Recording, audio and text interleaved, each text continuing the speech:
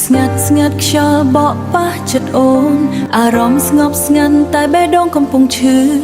រឿងយើងម្សិលមិញស្រស់ស្អាតដូចសូបិន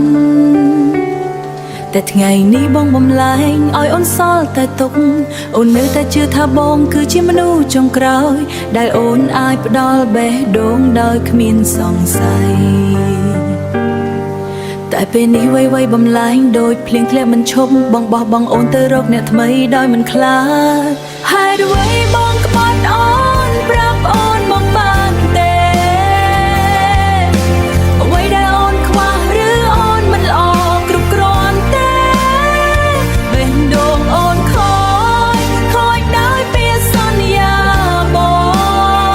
ងហេតុអ្វីបងក្បត់អូនបងខ្លាចស្នេហ៍យើងអង្ហើរពាក្យសន្យាដែលបងនិយាយម្សិលមិញនៅក្នុងត្រចៀកថានឹងស្រឡាញ់អូនមិនចាក់ចេញទៅណាតែថ្ងៃនេះបងបំភ្លេចអស់ដូចមិនធ្លាប់មានអ្វីទុកអូនឲ្យយំម្នាក់ឯងក្នុងភាពងងឹតអូនមើលរូបចាស់ទឹកភ្នែកហូរមិនឈប់ស្នាមញញឹមដែលធ្លាប់មានខ្លាចជារឿងឈឺចាប់បងធ្លាប់ចាប់ដៃអូនហើយនិយាយថាមិនចាក់ចេញតែឥឡូវដៃនោះបងយកទៅកាន់អ្នកផ្សេងហេតុអ្វីបងក្បត់អូនប្រាប់អូនបងបានទេអ្វីដែលអូនខ្វះឬអូនមិនល្អគ្រប់គ្រាន់ទេ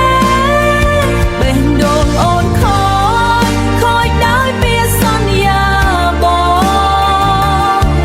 ហេតុអ្វីបងក្បត់អូនបងខ្លាចស្នេហ៍យើងអង្ហើរ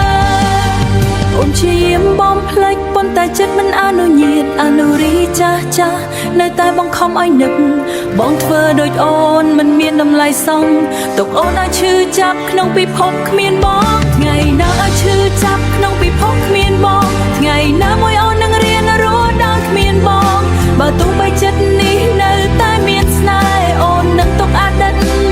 កាលជាអនុស្សាវរីយ៍ហើយដើរទៅមុខដោយបេះដូងថ្មីមួយហេតុអ្វីបងក្បត់អូនសំណួរដែលគ្មានចម្លើយអូនសូមទុកវាជារឿងមួយក្នុងអតីតកាល